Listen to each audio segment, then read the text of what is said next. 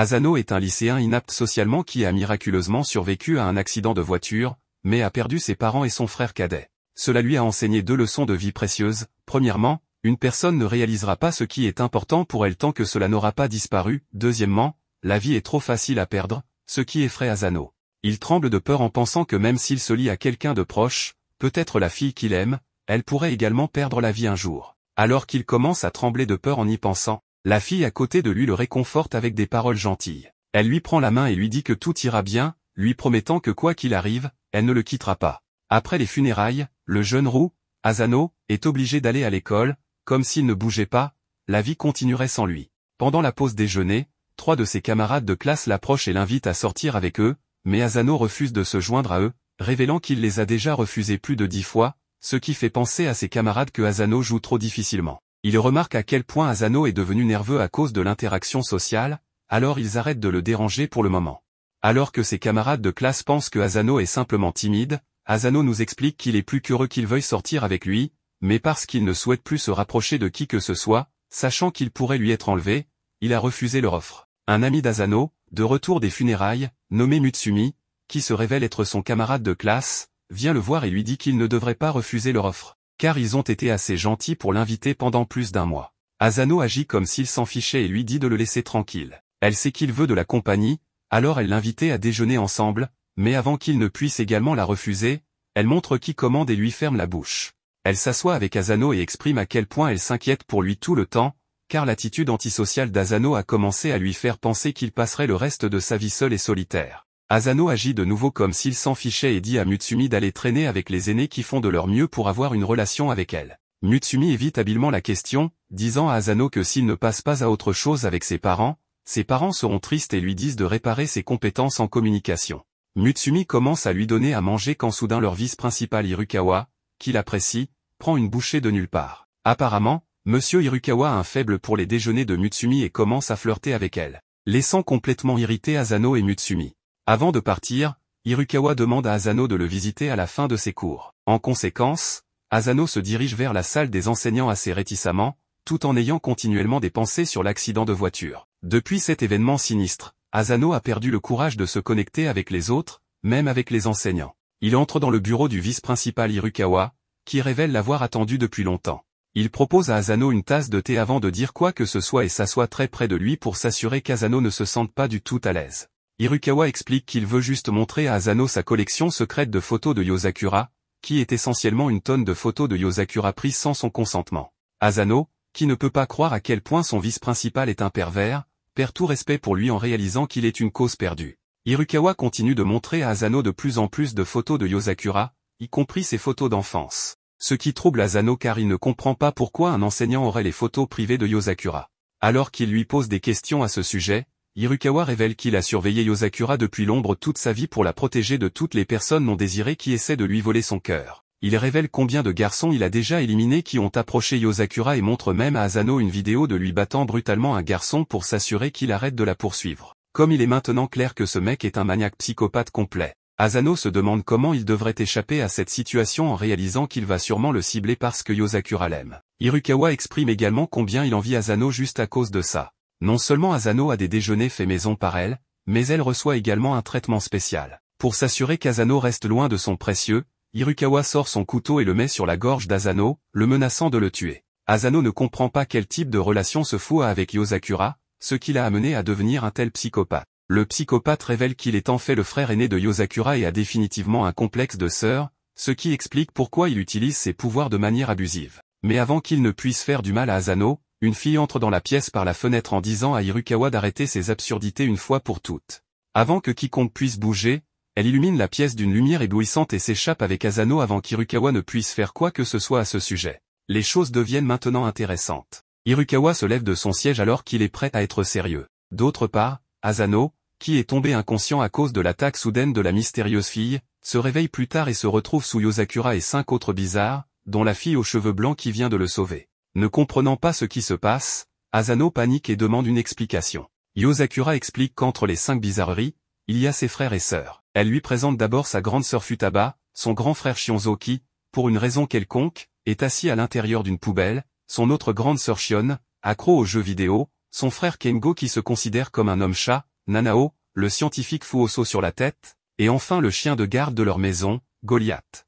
Elle révèle qu'ils sont une famille d'espions, ce qui explique pourquoi ils sont si étranges et puissants. Asano n'en croit pas ses oreilles, car il n'a jamais soupçonné de sa vie que son amie d'enfance Mutsumi serait une espionne. Pensant qu'il est victime d'une farce, il cherche les caméras, mais ne trouve rien nulle part, réalisant alors qu'elle lui dit en fait la vérité. Kengo dit à Asano de ne pas paniquer, car ils ne sont pas des criminels qui tuent des gens, mais sont de véritables espions agréés par le gouvernement qui effectuent de temps à autre des missions pour le gouvernement. Kengo révèle qu'ils sont devenus des grosses pointures dans le monde de l'espionnage grâce à leur frère aîné Hirukawa, qui est le numéro 1 de ce pays. Non seulement il est apparemment un aimant à femme recherché par chaque femme espionne désespérée, mais il est également un excellent espion. Ils admettent que Hirukawa a des défauts en tant que personne en raison de son comportement irrationnel envers les personnes qui se rapprochent de Mutsumi, mais en raison de ses exploits étonnants dans le monde de l'espionnage, ils le reconnaissent comme le meilleur espion de leur famille. Mais ce qui n'a aucun sens pour Asano, c'est pourquoi un homme aussi formidable ciblerait un petit bonhomme comme lui qui essaie simplement de faire face à la mort inopinée de sa famille. La sœur aînée Futaba révèle que Hirukawa ne cible pas Asano à cause d'un complexe de sœur, mais plutôt parce que quelqu'un complote pour tuer Mutsumi, ce qui l'a rendu aussi sceptique que jamais. Asano comprend maintenant tout, mais ce qu'il ne comprend pas, c'est pourquoi Hirukawa le soupçonnerait même après avoir su qu'il est l'ami d'enfance de Mutsumi. Futaba explique qu'il y a des années, pendant un certain incident, Mutsumi a été gravement blessé à cause de Hirukawa, et l'incident a causé le blanchissement d'une partie de ses cheveux en raison du traumatisme et du stress qu'elle a subi depuis lors. La culpabilité d'avoir presque causé la mort de sa propre sœur a rendu Hirukawa obsédé par Mutsumi à l'extrême, ce qui explique pourquoi il a consacré toute sa vie à la protéger en la tenant à l'écart de toute distraction indésirable. Il est devenu un monstre surprotecteur qui a effacé toutes ses relations personnelles, sauf Asano jusqu'à présent. Futaba révèle également que Hirukawa déteste Asano depuis des années mais lui a pardonné parce qu'il était l'ami d'enfance de Mutsumi, mais maintenant qu'il a une raison de s'en débarrasser, il l'a finalement également ciblé. En parlant de cela, Hirukawa retourne chez eux, déclenchant leur alarme d'urgence, ce qui signifie qu'il est là pour en finir avec ses affaires inachevées. Kengo calme Asano en lui promettant que tant qu'ils seront en vie, Hirukawa ne pourra même pas lui toucher un seul cheveu. Shion affirme que toutes les portes menant à cette pièce ont été verrouillées par précaution, et Shinzo révèle qu'il a placé de nombreux pièges menant à cette pièce, mais ils ne sont toujours pas certains que ces mesures seront suffisantes pour arrêter le grand espion de leur famille. Futaba se prépare à donner une sérieuse correction à son frère si nécessaire, informant Asano que même si c'est un combat 5 contre 1, ils n'ont qu'une chance de 30% de gagner contre ce monstre. Futaba mentionne également la forte possibilité que la plupart d'entre eux aient besoin de moi pour récupérer à l'hôpital après ce combat.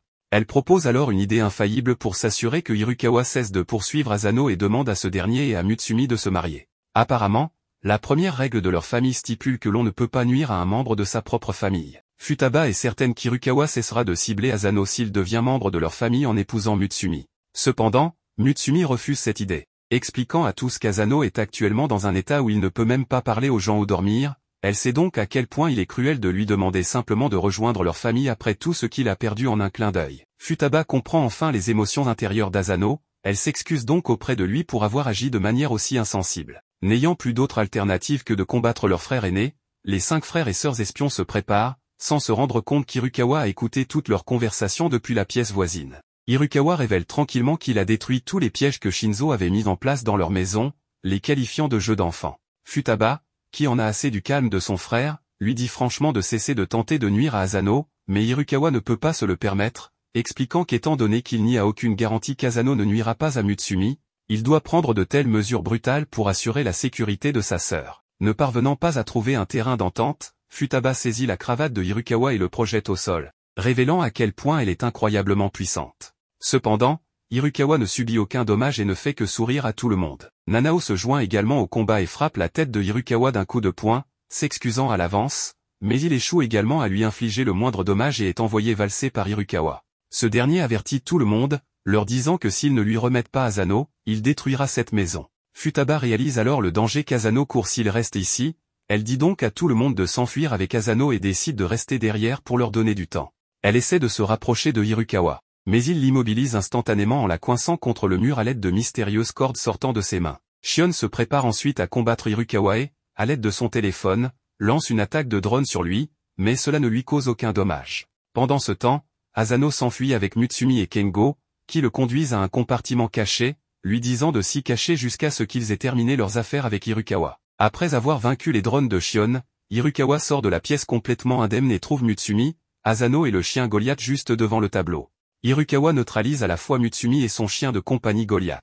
Il est révélé que c'était Kengo qui s'était déguisé en Mutsumi, portant un masque facial, et que la vraie Mutsumi est déguisée en Asano. Mutsumi enlève son déguisement et tente de raisonner son frère, lui disant qu'Asano ne va pas essayer de la tuer. Son frère lui propose alors une solution alternative, lui proposant de rester enfermé chez elle pour le reste de sa vie, et il ne tentera plus de nuire à Asano.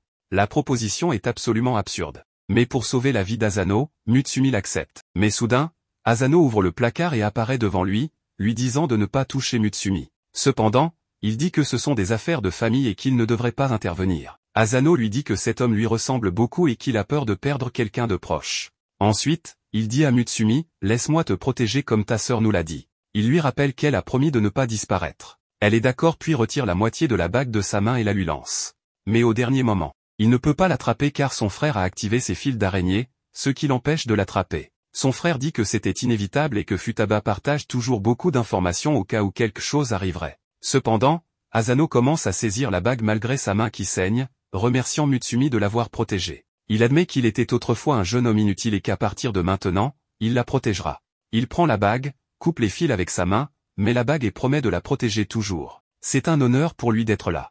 Ensuite, leurs sœurs apparaissent mais découvrent qu'Asano a mis la bague. Elle va vers lui, le serre dans ses bras, et ainsi ils se marient. Il l'a protégé de son frère aîné et maintenant il ne peut pas le tuer car il est son beau-frère maintenant. Ensuite, Futaba va vers le frère aîné Kyoshiro et lui dit que ce n'est pas le moment d'avoir l'air déçu, il devrait féliciter le jeune couple. Tout le monde les félicite en disant que c'était merveilleux. Ensuite, Futaba dit à son frère qu'il devrait lui apprendre comment protéger Mutsumi.